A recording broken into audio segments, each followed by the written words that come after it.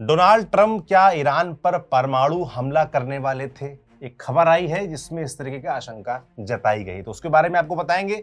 साथ ही अमेरिका ने ईरान का एक जहाज पकड़ा था जिसमें चाइना का दिया कुछ सामान मिला है, जिसके बारे में बड़ी चर्चा हो रही है। तो क्या सामान था? चाइना और अमेरिका की तरफ से, ट्रंप की तरफ से क्या प्रतिक्रिया आई है, आपको इस वीडियो में ये बताएंगे। साथ ही जो पीस टॉक चल रही थी, जो अभी शांति वार्ता चल रही थी, वो भयानक खटाई में पड़ चुकी। ईरान ने साफ कह दिया जब तक अमेरिका ब्लॉकेड नहीं हटाएगा हम बातचीत को आएंगे नहीं।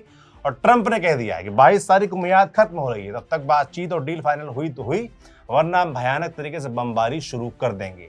तो यही सब आपको बताएंगे इस वीडियो में। नमस्ते, मैं सौरभ त्रिपाठी हूं, मेरे साथी विनय सुल्तान है जो कैमरे में, जो अपनी डायरी में काफी सारी चीजें लेके आए हुए हैं। तो उसमें क्या कुछ है आपको ये बताएंगे। सबसे पहले तो डोनाल्ड ट्रंप के जो बयान आए ताजा, और जो CIA वाला आपने बताया खुलासा, उसके बारे में। डोनाल्ड ट्रंप ने CNBC को एक फ़ोन पे इंटरव्यू दिया था जहाँ पे उनसे पूछा गया कि क्या अगर डील नहीं होती ईरान के साथ में तो क्या वापस से युद्ध शुरू होगा। तो डोनाल्ड ट्रंप ने साफ कहा कि मेरे से ये उम्मीद की जाती है अगर डील नहीं होती तो हमको ईरान पे फिर से बॉम्बिंग शुरू करनी पड़ेगी।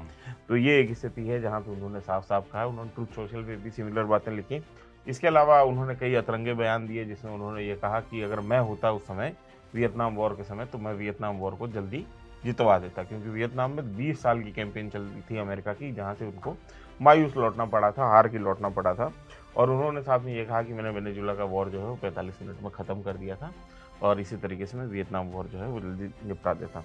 इस बीच उन्होंने एक और बात कही है कि कल जो उन्होंने शिप पकड़ा था USA ने, जो ईरानी शिप जो पकड़ा है, तो उसमें डोनाल्ड ट्रंप का ये कहना है कि वहाँ पे कुछ ऐसी चीज़ें मिली हैं जो कि बहुत अच्छी नहीं है ना, और जिन्हें बहुत अच्छा नहीं कहा जा सकता है। शायद ये चाइना का गिफ्ट था ईरान को जो हमने पकड़ लिया। अच्छा। और मेरे राष्ट्रपति शी जिनपिंग के साथ में अच्छे संबंध हैं, लेकिन इसके बावजूद जो है मुझे लगा कि हमारी और मेरी और शी जिनपिंग की एक अंडरस्टैंडिंग है कि वो ईरान की मदद नहीं करेंगे, लेकिन फिर भी शी जिनपिंग जो है ईरान की मदद कर रहे हैं, और लेकिन युद्ध ऐसे ही चलता है। तो ये उन्होंने आखिर में लिखा।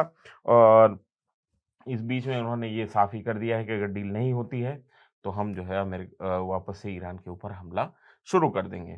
और इजराइल की तरफ से चैनल 12 पे भी यही इशारा दिया जा रहा है कि किसी भी समय जो है ईरान के खिलाफ जो है जंग फिर से शुरू हो सकती है।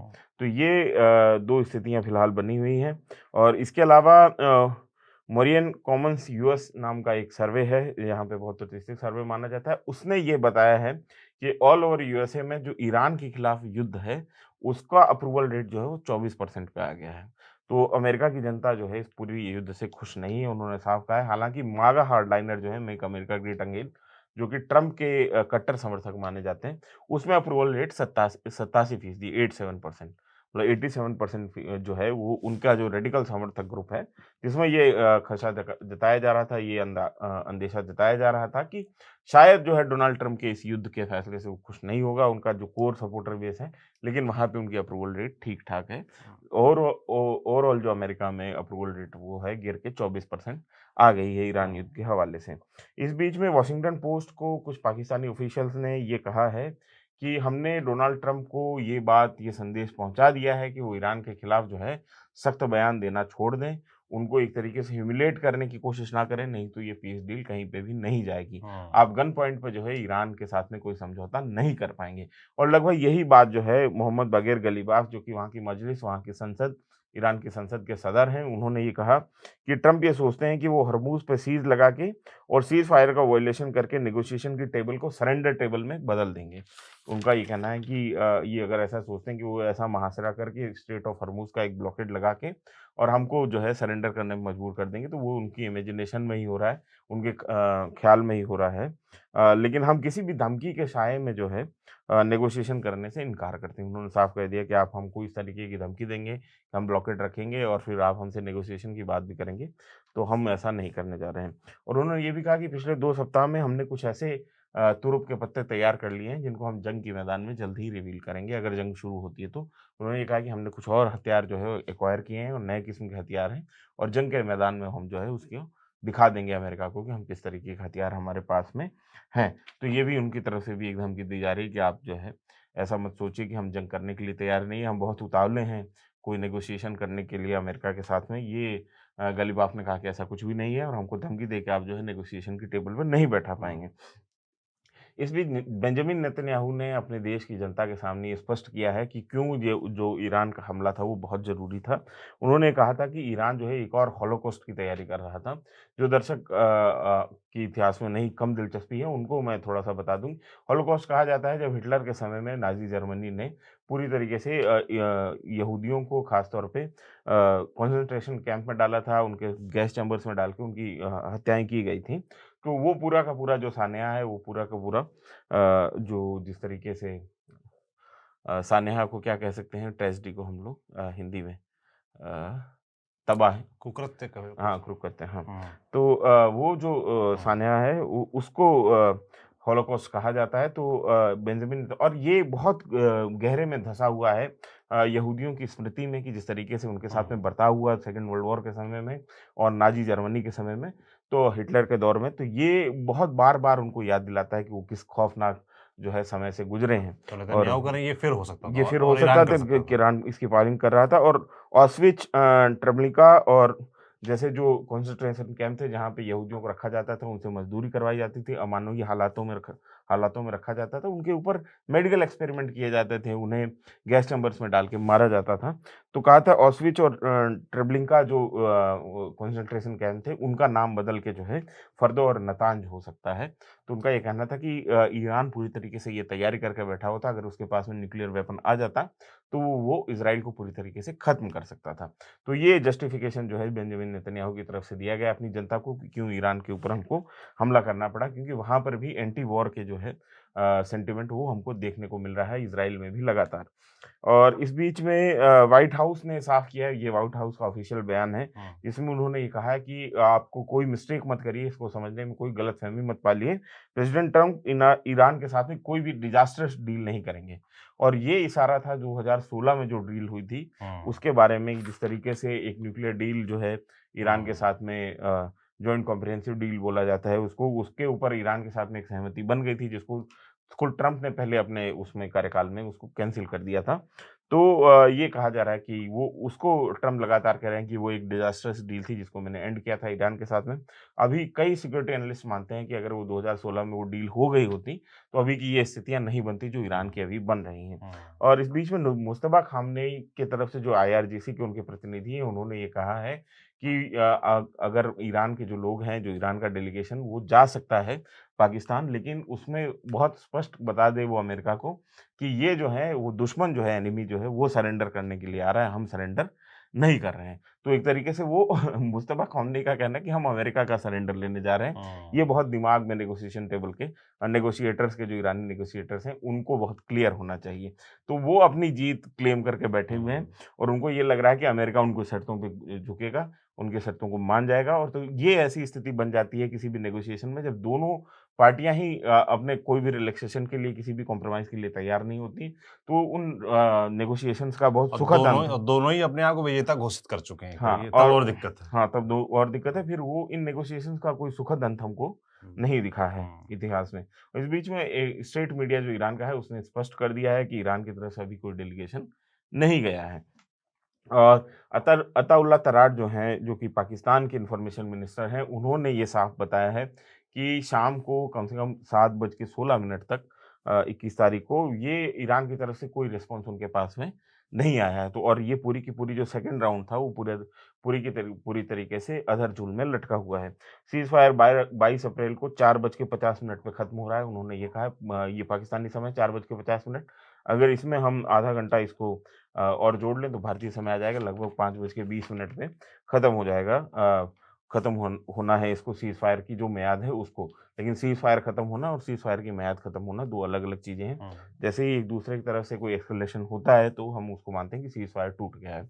और इस बीच में जेडी वांस के बारे में बार-बार अमेरिकन मीडिया में ये खबर थी कि वो अब पाकिस्तान निकलेंगे, तब पाकिस्तान निकलेंगे, लेकिन ईरान की तरफ से जब तक कन्फर्मेशन नहीं आता है, तब तक जेडी वांस का निकलना जो है वो संभव नहीं है। तो और मतलब जेडी वांस का निकल जाते हैं अगर पाकिस्तान के लिए, तो इससे ये कन्फर्म हो जाता है कि ईरानी भी जो हैं आ वो रहे हैं। नेगोशिएशन में आ रहे हैं।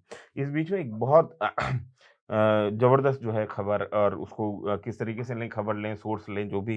लेकिन अमेरिका में इसकी बहुत चर्चा हो रही है, सोशल मीडिया में भी, अमेरिकन सोशल मीडिया में भी, टीवी चैनलों में भी। और इस हवाले से मेरे को लगता है कि कुछ दिनों में जो है एक लंबी स्टोरी हमको अमेरिकन मीडिया में पढ़ने को मिल जाएगी। दरअसल मामला ये है कि लैरी जॉनसन है, जो कि एक सीआईए ऑफिसर हैं। काफ़ी सारी पॉडकास्ट में वो दिखते रहते हैं, पॉपुलर फिगर हैं अमेरिका के सोशल मीडिया पे। उन्होंने एक दावा किया है एक पॉडकास्ट में। उन्होंने ये कहा है कि जो joint chief of staff committee के चेयरमैन हैं जनरल डैन केने। अच्छा, आपको मैं ये बता दूँ, जिस तरीके से हमारे यहाँ पे आप ये समझिए कि सीडीएस। सीडीएस हैं, तो सीडीएस की तरह वहाँ पे joint chief of staff committee के जो चेयरमैन हैं वो जनरल डैन केने हैं, जो कि एयरफोर्स से आए हैं।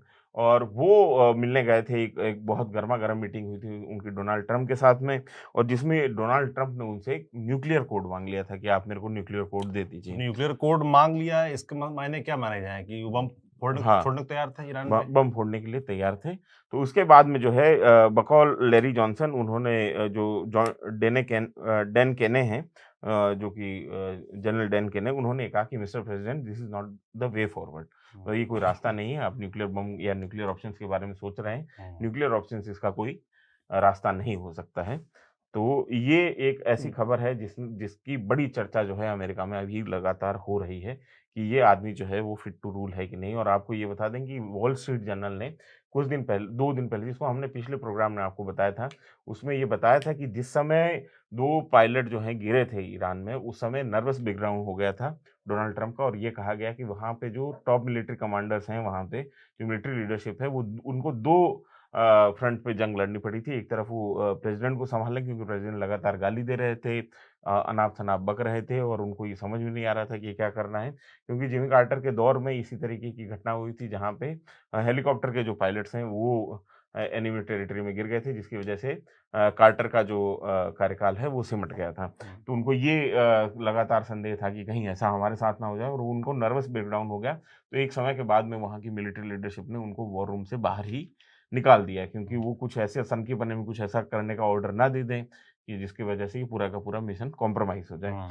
तो इसके बाद में आज अटलांटिक करके एक बहुत बहुत रेप्यूटेड मीडिया आउटलेट है अमेरिका का, उसने ये छापा है कि ट्रंप के जो सहयोगी हैं वो ट्रंप को अंधेरे में रख रहे हैं। और इस खबर के हिसाब से ये पता चलता है कि ट्रंप का जो एड्स हैं, जो पूरे उन एडमिनिस्ट्रेशन में जो लगातार उनके साथ में काम कर रहे हैं, वो उनको पूरी इन्फॉर्मेशन नहीं दे रहे हैं। इसी खबर में ये लिखा गया है कि ट्रंप को जो है लगातार ईरान के जो डिस्ट्रक्शन के फ़ोटो थे, जो अमेरिकन आर्मी ने, एयरफ़ोर्स ने जो डिस्ट्रक्शन किया था वहाँ पे, उसको दिखाया जा रहा था, उसकी फ़ोटो दिखाई जा रही थी, और कहा जा रहा है कि उसको देख के ट्रंप बहुत खुश हो रहे थे कि देखो हमारी मिलिट्री ने इतना बड़ा काम किया है, इतना बड़ा डिस्ट्रक्शन किया है। लेकिन वो ये समझ नहीं पा रहे हैं कि इन तमाम एयर स्ट्राइक्स के बावजूद जो है स्ट्रैटेजिकली अमेरिका इस वॉर को हार रहा है। वो कम, उसके पास में स्ट्रैटेजिक एज नहीं है, और वो मतलब उसको एक तरीके से कहा जाए कि वो एक ऐसी पोजीशन में है जहाँ से उसको नेगोशिएशन करने में उसको ईरान की तरफ जो है उनकी बातें माननी पड़ेंगी। ये वॉर अमेरिका हारा नहीं है, और अमेरिका की मिलिट्री माइट जो है निश्चित तौर पे ईरान से जो है बहुत बेहतर है, बहुत बड़ी है। लेकिन इसके बावजूद ईरान को डिफेंडर्स हेवन कहा जाता है। ऐसे लोग मतलब ऐसा माना जाता है कि ईरान को डिफेंड करना बहुत आसान है, और 20,000 से ज़्यादा एयर स्ट्राइक के बावजूद जो है ईरान झुकता हुआ हमको नहीं दिख रहा है। तो ऐसी स्थिति में जो है, और ये ट्रंप को समझ में नहीं आ रहा कि हम लोगों ने जब इतना डिस्ट्रक्शन कर लिया है, उसके बावजूद जो है ईरान क्यों अभी तक खड़ा हुआ है। तो वो उनको समझाना बहुत मुश्किल हो रहा है कि स्ट्रेटेजिकली अमेरिका जो है इस वॉर को लूज़ कर रहा है, वो जीत नहीं रहा है। तो ये मोटा-मोटी स्थिति है सौरभ। और सबसे बड़ी जो चर्चा है अभी, वो यही है कि अगले राउंड का नेगोशिएशन होगा या नहीं होगा। अभी तो यही समझ में नहीं आ रहा है। दोनों तरफ से एकदम ब्लॉकेड चल रहा है। हरमुज़ पे तो ब्लॉकेड है ही है। ईरान कह रहा है हरमुज़ खोलो तब बात करेंगे, और यूएस कह रहा है कि कल तक का समय बात करो तो करो, वरना हम बम मारना शुरू कर देंगे। अब यहाँ पे 2-3 चीज़ें अपन थोड़ा-सा उसको समझ लेते हैं। पहली चीज़ ये है कि जो एस्केलेशन लैडर है, वो सिर्फ़ अब अमेरिका के हाथ में नहीं रहा है। जो ब्लॉकेड उन्होंने लगाया है, वो वहाँ पे गल्फ़ ऑफ ओमान में, वो एक तरीके से ईरान के लिए सिटिंग डक है। उस ब्लॉकेड को, उन शिप्स को जो है वो ईरान आसानी से गिरा सकता है। तो ईरान जिस समय भी चाहे वो भी एक्सेलरेशन अपनी तरफ से बढ़ा सकता है। वो ऐसी स्थिति नहीं कि अमेरिका हमला करेगा तो ईरान जवाब देगा। ऐसा नहीं आप होने कह रहे वाला हैं है। ईरान पहले भी हमला कर सकता है। हाँ, बिल्कुल, अगर ईरान के पास में ऐसा कोई मतलब कि एक सॉलिड कोई इंटेलिजेंस आए कि अमेरिका उनके ऊपर हमला कर कर सकता है, तो एलिमेंट ऑफ सरप्राइज़ के तौर पे जो है, हाँ। वो उस ब्लॉकेड के ऊपर हमला कर सकते हैं और वो अपने आप को जस्टिफ़ाई भी कर सकते हैं, क्योंकि इस तरीके का ब्लॉकेड लगाना वॉर क्राइम है, इस तरीके मगर के ईरान हमले में। अगर पहले हमला करता है तो फिर तो स्थितियाँ किस दिशा में जाएँगी इसका कयास लगाना बड़ा मुश्किल नहीं, है। स्थितियाँ जिस दिशा में जानी थी, जा चुकी हैं। नहीं और बुरा हो सकता है ना, अब जैसे आप आप बता रहे हैं कि वो माँग रहे थे न्यूक्लियर कोड माँग रहे थे, तो हुँ, स्थितियाँ तो उस दिशा में भी जा सकती हैं। नहीं, बिल्कुल कोड उनको दिया नहीं गया ना। हाँ, और अभी कल को ऐसी मतलब नौबत आ गई तो हाँ, दे भी दिया लेकिन जाएगा। आप ये समझिए कि अमेरिका का जो मिलिट्री पॉलिटिकल सिस्टम है, उसमें न्यूक्लियर ऑप्शन तक जाने के लिए कई किस्म की गेट कीपिंग है। हुँ, ऐसा नहीं होता है कि मतलब कि कोई राष्ट्रपति हुँ। ये चाहे कि मैं बम फोड़ दूँ क्या तो है बम लाओ फूट। हमारा हाँ, रिमोट वो दबाया हाँ। लाल बटन। तो ऐसा नहीं होता हुँ, है, उसमें कई तरीके की गेट कीपिंग होती है, हर जगह होती है, हमारे यहाँ पर भी होती है। आखिरी फैसला ऐसा कहा जाता है कि पॉलिटिकल लीडरशिप को दिया जाता है, लेकिन उनके सामने तमाम ऑप्शंस खोल के रखे जाते हैं कि हम लोग अगर हमला करते हैं, तो उसके ये कॉन्सिक्वेंसेस हो सकते हैं, हमारा इतना नुकसान हो सकता है। और कोई भी जब समझदार जो पॉलिटिकल लीडरशिप होगी, वो इस फैसले को लेने में कतराएगी जब तक एक्जिस्टेंशियल थ्रेट नहीं आ जाए किसी भी हुँ, देश के ऊपर। लेकिन अमेरिका के ऊपर कोई एक्जिस्टेंशियल थ्रेट नहीं है। हुँ, लेकिन इसके बावजूद जो है अमेरिका में राष्ट्रपति डोनाल्ड ट्रंप की लगातार ये कहा जा रहा है कि उनके ज़हनी हालात जो हैं वो ठीक नहीं है, मानसिक स्थिति बराबर नहीं है और वो कुछ भी आएँ-बाएँ-साएँ जो है लिख रहे हैं, बोल रहे हैं, कह रहे हैं। और और इस दूसरा वो एक ज़िद भी नज़र आती है ना, इस आदमी में एक ज़िद भी नज़र आती है कि कैसे भी उस आदमी को अपना नाम इतिहास में दर्ज करना है ना? अब उनको पहले वो चाहिए था, क्या नाम है, पीस वाला पूरा अवार्ड चाहिए, नोबेल प्राइज़ चाहिए था, वो हुँ, मिला नहीं तो उसकी ज़िद थी। हुँ, अब वो तो मिल नहीं पाया तो अब कुछ गंदा, कुछ भयानक कर दें, कर हुँ। बैठे हैं, तो उससे भी इनकार नहीं कर नहीं, सकता। डोनाल्ड ट्रंप को अगर थोड़ा-सा हम साइको एनालिसिस करें तो हुँ, वो बुनियादी तौर पे वो रियल एस्टेट से आते हैं, हुँ, मतलब रियल्टर हैं। और रियल एस्टेट में डील्स इसी तरीके से होती हैं, जब आप अपने जो सामने वाले को उसको दबाएँ, उसको परेशान करें, उसको ह्यूमिलिएट करने की कोशिश करें, तब आप एक बेहतर डील जो है वो ले पाते हैं। हुँ, और उनकी वो आदत जो है वो दरअसल देशों के बीच में इस तरीके की चीज़ें काम नहीं करती हैं। जो हुँ, डिप्लोमेसी उन्होंने नाटो के साथ में करने की कोशिश की टैरिफ वॉर के दौरान, अब उसका जो है खामियाज़ा इनको भुगतना भुगतना पड़ पड़ रहा है। रहा है। वो लगातार हुँ, गिड़गिड़ा रहे हैं एक तरीके से हुँ, नाटो के सामने कि आप हमारी मदद करिए, हम हुँ, ईरान में अकेले पड़ गए हैं। लेकिन नाटो के जो उनके सहयोगी हैं, वो टस से मस नहीं हो नहीं रहा हो है। रहे। जिस तरीके से उन्होंने ग्रीनलैंड के बारे में बोला हुँ, और तमाम तरीके की चीज़ें। तो जो सड़क छाप भाषा वो इस्तेमाल करते हैं, जिस तरीके से वो दूसरे देशों के राष्ट्राध्यक्षों को संबोधित करते हैं, उनके बारे में अनाप-शनाप चीज़ें बोलते हैं, भारत के केस में भी हमने देखा। तो हर कोई आदमी जो है डोनाल्ड ट्रंप के फैसलों से, डोनाल्ड ट्रंप के बयानों से एक तरीके से पल्ला झाड़ के एक दूरी बना के खड़ा हुआ कि ये पागल आदमी है, ये किसी को भी कुछ भी कह हुँ, सकता है। हुँ, अच्छा, ये हुआ डोनाल्ड ट्रंप का, लेकिन हम ये समझते हैं कि अमेरिका के पास में मिलिट्री ऑप्शन क्या है? हुँ, मतलब मैं ये जो बोल रहा हूँ कि ईरान के पास में एक एलिमेंट ऑफ सरप्राइज़ है, वो चाहे तो ऐसा कर सकता है कि स्ट्रेट ऑफ हॉर्मुज़ का जो ब्लॉकेड है, और वो बिल्कुल जस्टिफाइड एक्शन होगा क्योंकि उनका ब्लॉकेड जिस तरीके से लगा रखा है अमेरिका ने, अगर वो अमेरिका की 1-2 शिप जो हैं उसको सिंक करवा दें, उनके ऊपर मिसाइल अटैक करके, और यहाँ से एस्केलेशन अलग लेवल पे बढ़ जाए। दूसरा जो है हम लगातार ये बोल रहे थे कि अमेरिका और इज़राइल के पास में जितने भी मिलिट्री ऑप्शन हैं वो लगभग चुक गए हैं। हुँ, उन्होंने सब कुछ करके देख लिया, उन्होंने बॉम्ब स्ट्रैटेजिक बॉम्बर्स इस्तेमाल कर लिए, उन्होंने तमाम मिसाइल के अटैक कर लिए, 20-22 हज़ार एयर स्ट्राइक करना किसको कहते हैं। हम लोगों ने ऑपरेशन सिंदूर के दौरान 30 से 45 के तकरीबन एयर स्ट्राइक की थी, जो कि हम 3 दिन में हमने वो विंडो देखा था। अब आप समझिए 20-22 हज़ार एयर स्ट्राइक किसको कहते हैं। हुँ, 20-22 हज़ार एयर स्ट्राइक के बावजूद इनका न्यूयॉर्क टाइम्स का कल का असेसमेंट था कि 70% स्टॉक पाइल जो है मिसाइल्स का अभी भी ईरान ईरान के के पास में पास। पड़ा हुआ है। हुँ, तो ऐसी स्थिति बनती है। तो ऐसे में अब अगर ये वॉर आगे फिर से वो बॉम्बिंग शुरू करते हैं, उसके नतीजे कहाँ निकलेंगे? वो 9 दिन चले अढ़ाई कोस वाली बातचीत हो जाएगी। और इनके पास में और ग्राउंड इन्वेजन की स्थिति इनके पास में है नहीं, क्योंकि 10 लाख के तकरीबन 1 मिलियन के तकरीबन जो है मिलिशिया, मतलब जिसमें आईआरजीसी, बसीज और ये तमाम किस्म की जो फोर्सेस हैं, ईरान की आर्मी भी है। तो ये मिला के 10 लाख की नफरी होती है, और 10 लाख की नफरी के खिलाफ जो है आप ग्राउंड इन्वेजन करें, और ऐसी टेरेन में जो कि अफ़गानिस्तान से भी ज़्यादा दुष्कर टेरेन है, तो वैसी स्थिति में आप वहाँ पे ग्राउंड इन्वेजन करके भी नहीं जीत पाएँगे। ये बिल्कुल साफ़ है, अमेरिकन मिलिट्री लीडरशिप के भी दिमाग में है। तो अमेरिकन मिलिट्री लीडरशिप और ख़ास तौर पे अमेरिका को इस पूरे के पूरे युद्ध में एक फेस सेविंग चाहिए, और जिस तरीके का ट्रम्प का एटीट्यूड है, वहाँ पे ये फेस सेविंग मिलती हुई दिखाई नहीं दे रही है, और ये इक्वेशन जो है वो इज़राइल ईरान को भी अच्छी तरीके से समझ में आ रहा है। इज़राइल का जो अपना मिलिट्री जो ऑब्जेक्टिव्स है वो उसमें लगभग अचीव कर लिए हैं। साउथ लेबनान में लगभग उसका कब्जा हो गया है। आज भी उन्होंने ये चेतावनी जारी की है कि हालांकि सीज फायर चल रहा है, लेकिन साउथ लेबनान में आप मत आइए। जो भी यहाँ के रहवासी थे, आप जो नॉर्थ ऑफ लिटानी रिवर चले गए हैं, अगर वापस लौटेंगे तो हम आपकी सुरक्षा की जिम्मेदारी नहीं लेते हैं। तो साउथ लेबनान में जो उनका कब्जा उनको करना था हिजबुल्लाह के इलाकों में, वो लगभग वो कर चुके हैं और ईरान को जितना नुकसान उनको पहुँचाना था वो पहुँचा चुके हैं। उनका मिलिट्री ऑब्जेक्टिव जो है एक तरीके से पूरा होता हुआ हमको दिखाई दे रहा है। लेकिन अब यहाँ सवाल ये है कि ना तो रिजीम चेंज हुआ, जिसको पहले कहा जा रहा था कि रिजीम चेंज हो जाएगी, ना ईरान ने जो है इनकी सारी शर्तें मानी और ना ईरान जो है वो झुकने के लिए तैयार है। तो ये एक ऐसी स्थिति बनती है कि जो कि डोनाल्ड ट्रंप के लिए, स्ट्रेटेजिकली अमेरिका के लिए हार की स्थिति बनती है, जिसको डोनाल्ड ट्रंप सहन नहीं कर पाएँगे और वो पॉलिटिकली भी उनको बहुत भारी पड़ सकती है, पड़ने जा रही है, ऐसा हमारा अंदाज़ा है। तो ऐसी स्थिति में अमेरिका के पास में कोई फेस सेविंग नहीं होने की वजह से ये पूरा का पूरा पीस डील जो है, वो कहीं तो दिखा पाएँ कागज़ में कि हम जीते हैं, हमने ईरान को जो है ये करने पे मजबूर किया है, वो करने पे मजबूर किया है। अभी तक तो स्थिति ये है कि नेगोशिएशन जब शुरू हुए थे, तो ईरान ने सबसे पहले कहा कि लेबनान में जो है सीज़-फायर हो और लेबनान में सीज़-फायर हो गया। तो हम ये देख रहे हैं कि ये जो एज जो ईरान के पास में है नेगोशिएशन का, वो अमेरिका के पास में नहीं है। अमेरिका को आखिरकार ये बात माननी पड़ी और इज़राइल को ये कहना पड़ा कि आप जो है नेगोशिएशन करें। अब वो हिज़बुल्लाह के खिलाफ कार्रवाई तो सीधे बंद नहीं कर सकते थे हिज़बुल्लाह से बात करके। तो लेबनान की जो चुनी हुई सरकार है उसके साथ में इज़राइल ने जो है 10 दिन का नेगोशिएशन किया, 10 दिन का सीज़-फायर किया और हिज़बुल्लाह के ऊपर अब वो हमले नहीं हो रहे हैं। हालाँकि 1-2 स्ट्राइक हो रही हैं। बहुत मतलब जो ऐसे टारगेट हैं जो कि पहले से लॉक हैं या ऐसा कोई हाई प्रोफाइल टारगेट है, उसको ही वो लोग अभी भी मतलब उसके ऊपर स्ट्राइक कर रहे हैं, लेकिन जिस इंटेंसिटी में पहले जो है एक-दूसरे के ऊपर हमले हो रहे थे तो हिज़बुल्लाह नहीं के, हो रहा तो पता वो ही है नहीं वो, हो रहे हैं हाँ। और ये सिर्फ़ ईरान के दबाव की वजह से हाँ। नहीं हुए हैं। तो ये हमको समझ में आ रहा है। तो ऐसे में हमको पूरा गणित ये समझ में आता है कि ईरान जो है वो एक तरीके से अपर हैंड उसका पूरे नेगोशिएशन में है और अमेरिका के पास में कोई फेस सेविंग इस डील से नहीं है। तो इसीलिए मतलब खटाई में पड़ सकती है पीस डील, ऐसा लगने लगा है, हाँ। क्योंकि एग्जिट पॉइंट मिल नहीं रहा अमेरिका को। हुँ, ईरान चौड़े में खड़ा है कि भाई हुँ, हमारी बात मानो, हमारी शर्तें मानो, तभी हम आएंगे हुँ, बात करने को, हुँ, तभी पीस डील की तरफ कुछ आगे बढ़ हुँ, सकता है। हुँ, इसलिए हुँ।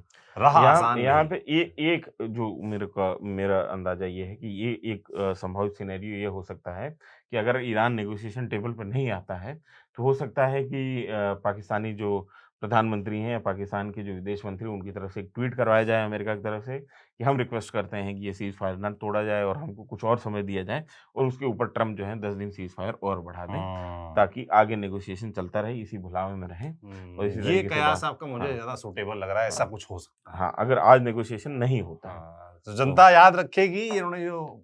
कयास लगाया है, संभावना जताई है कि हाँ, ये ऐसा हो भी सकता है। विश्लेषण ही है, हाँ, मतलब विश्लेषण है, एक। मगर याद रखिएगा, अगर हो हुँ। जाए तो बधाई दीजिएगा, ना हो तो कोई बात नहीं।